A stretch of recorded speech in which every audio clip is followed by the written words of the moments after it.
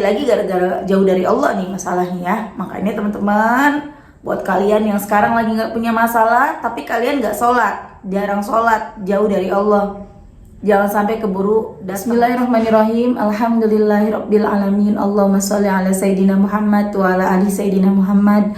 Assalamualaikum warahmatullahi wabarakatuh. Halo teman-teman, apa kabar? Mudah-mudahan teman-teman selalu dalam lindungan Allah Subhanahu wa taala. Amin ya rabbal alamin. Alhamdulillah, kali ini aku akan sharing lagi pengalaman sholawat. Tapi sebelumnya teman-teman jangan lupa subscribe dulu buat yang belum subscribe. Dan buat teman-teman yang punya Instagram, jangan lupa follow Instagram aku Meliza Arnelia. Aku juga punya TikTok, follow ya TikTok aku Meliza Arnelia. Dan buat teman-teman yang punya testimoni sholawat, langsung aja kirimin testimoni kamu ke nomor ini. Sabar, insya Allah nanti akan aku jawab. Dan buat teman-teman yang belum beli buku ini buku karya pertama aku, Jangan Pernah Lelah Ada Nikmat Setiap Sholawat. Harganya cuma 55.000, insya Allah bisa menambah semangat kita dalam bersolawat. Langsung aja belinya ke admin ya, stoknya terbatas.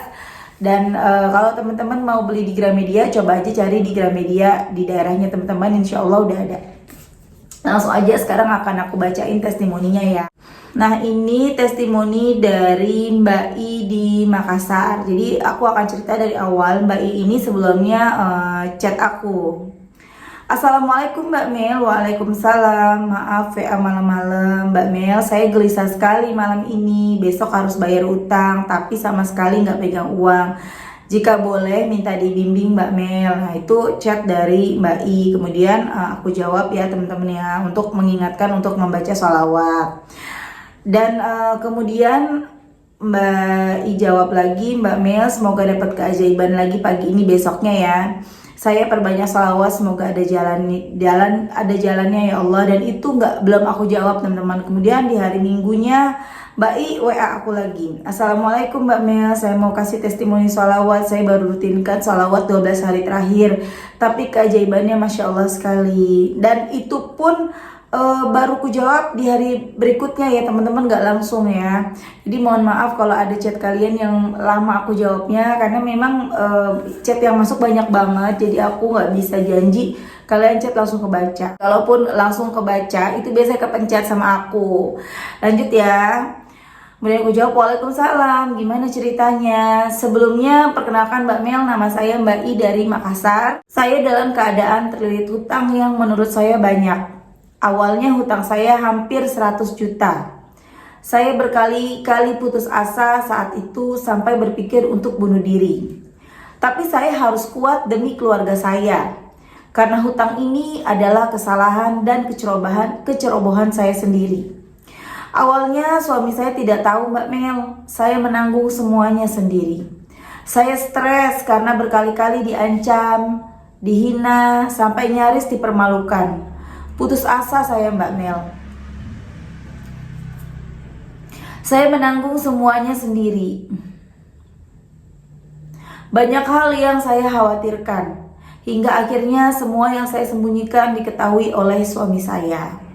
Saya takut kalau dia akan meninggalkan saya setelah tahu semuanya. Tapi alhamdulillah saya dikasih suami yang baik Mbak Mel. Suami saya membantu saya mencarikan solusi.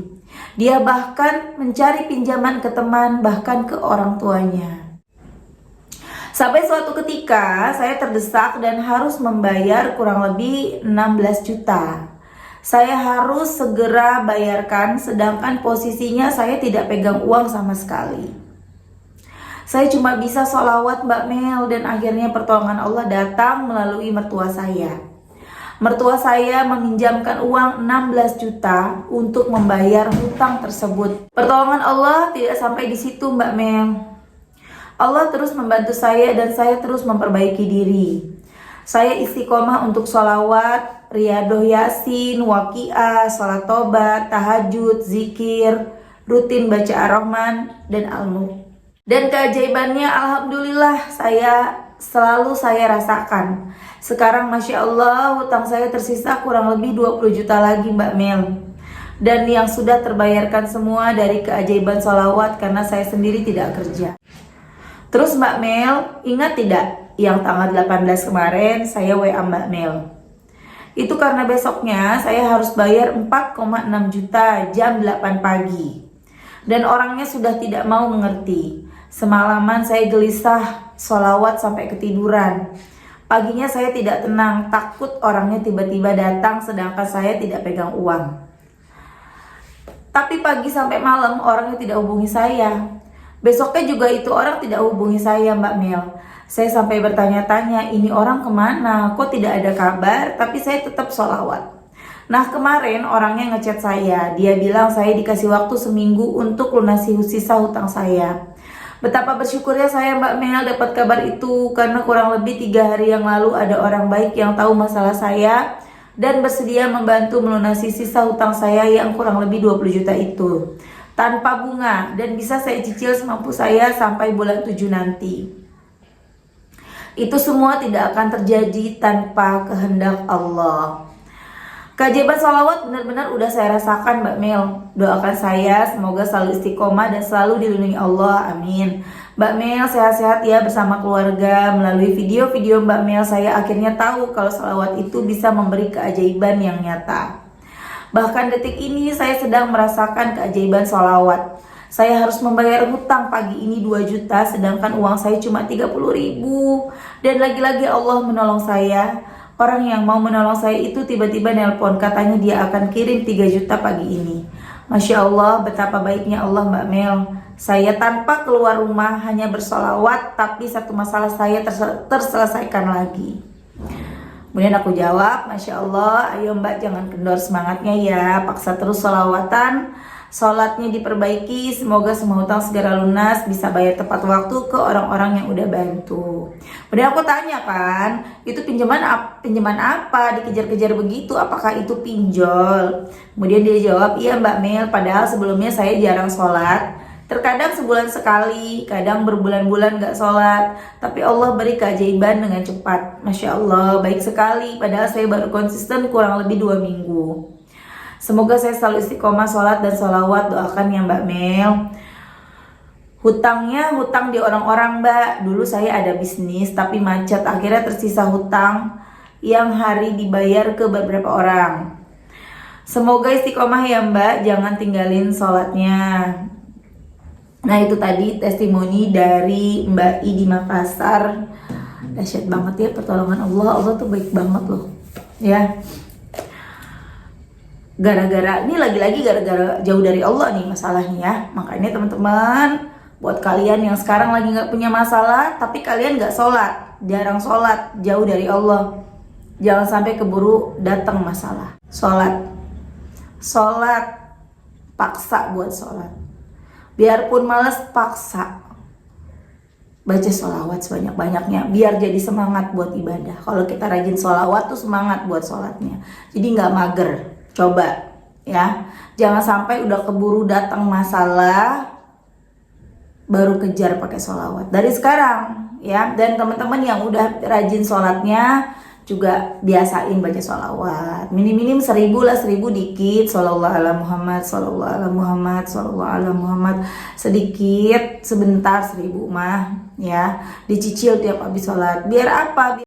Kita bisa ngelewatin ujian itu dengan enteng. Seperti yang pernah aku bilang, sering aku bilang, kita dikasih masalah bukan karena Allah gak sayang sama kita, tapi Allah lagi ngingetin kita. Kita udah lupa nih sama Allah, kita udah jauh sampai kita terus semakin jauh terjerumus, terus makin banyak dosa kita. Makanya Allah ingetin dengan kita dikasih masalah. Dari masalah itu kita jadi bisa mendekat ke Allah. Emang beda ya, orang tuh kalau lagi punya masalah doanya aja busuk banget ya. Doa aja bisa nangis-nangis. Coba kalau lagi gak ada masalah, doa rasanya hambar, pengennya buru-buru, ya nggak?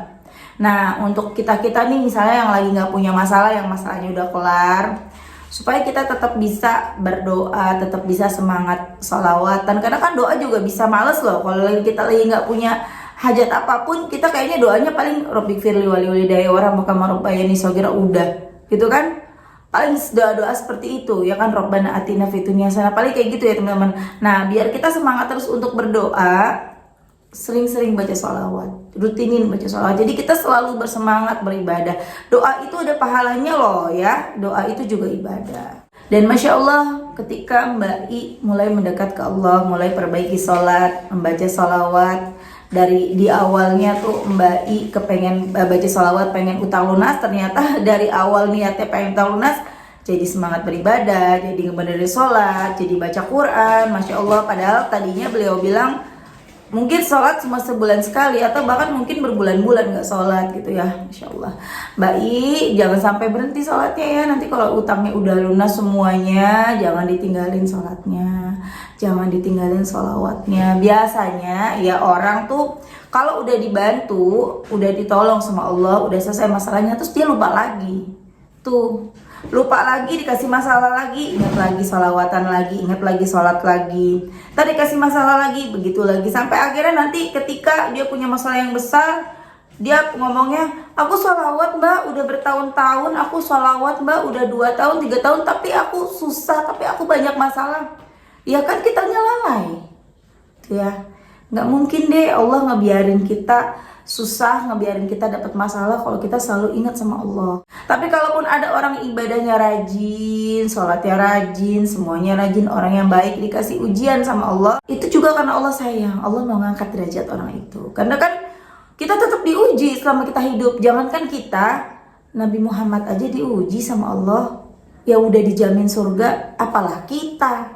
Iya nggak teman-teman? Kita diuji, mau kita ibadah serajin apapun, ujian itu akan datang. Cuma bedanya orang-orang yang dekat dengan Allah, orang-orang yang selalu mengingat Allah, ketika diuji dia bisa melewati ujian itu dengan penuh keikhlasan. Udah nggak pakai nangis-nangis, udah nggak pakai marah, udah nggak pakai ngeluh. Ya kalau nangis wajar ya, tapi udah nggak pakai ngeluh, udah nggak pakai komplain. Tuh kalau orang yang dekat dengan Allah. Jadi teman-teman, selain kita perbaiki ibadah kita, perbaiki hubungan kita dengan Allah, perbaiki juga hubungan kita dengan sesama manusia. Jaga di mulut kita yang suka ceplas-ceplos, jangan sampai salah ngomong, jangan sampai bikin sakit hati orang, jangan julid, jangan suka banding-bandingin hidup kita sama hidup orang, dan jangan segala macam deh teman-teman ya.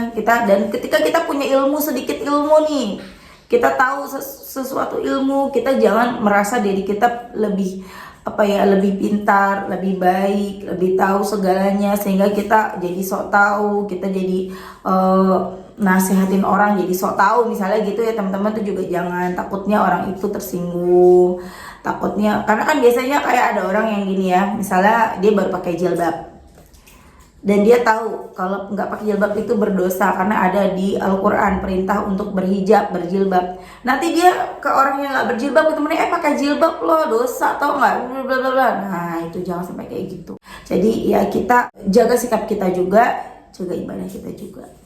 Dan buat teman-teman yang pada punya utang, yang udah dikejar utang, ayo deketin Allah.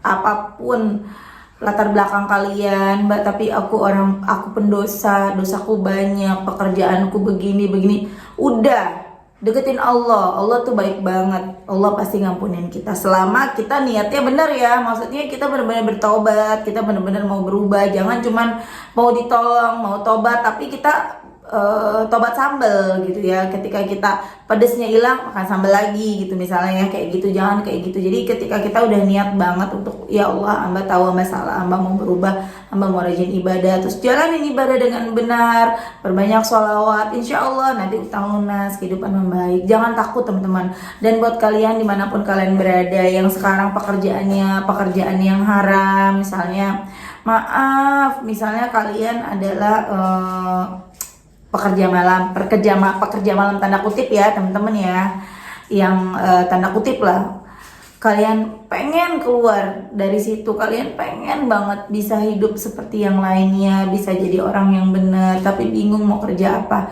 Bismillah, keluar. Kamu punya Allah, kita punya Allah. Allah pasti bantu kita, Allah pasti bantu semuanya, Allah pasti bantu kamu. Perbanyak sholawat, nanti akan ada jalan terbaik, terindah dari Allah. Yang penting kita mau sabar ya. Dan buat teman-teman yang pada punya utang, yang lagi pada pengen bunuh diri, bunuh diri itu tidak menyelesaikan masalah. Mungkin kalian udah berhenti dikejar utang, tapi di akhirat sana teman-teman, ya Allah, meninggalkan utang tuh berat banget ya. Itu bukan solusi. Kasihan juga orang-orang yang kita tinggalin, ya kan? Oke teman-teman, terima kasih. Mudah-mudahan bermanfaat dan jadi motivasi buat teman-teman semuanya. Kita doakan semoga Mbak I bisa istiqomah ibadahnya.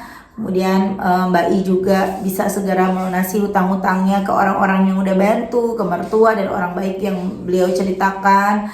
Dan semoga Mbak I selalu dimudahkan rezekinya ya Mbak I ya. Semangat terus, jangan males, jangan kendor ibadahnya.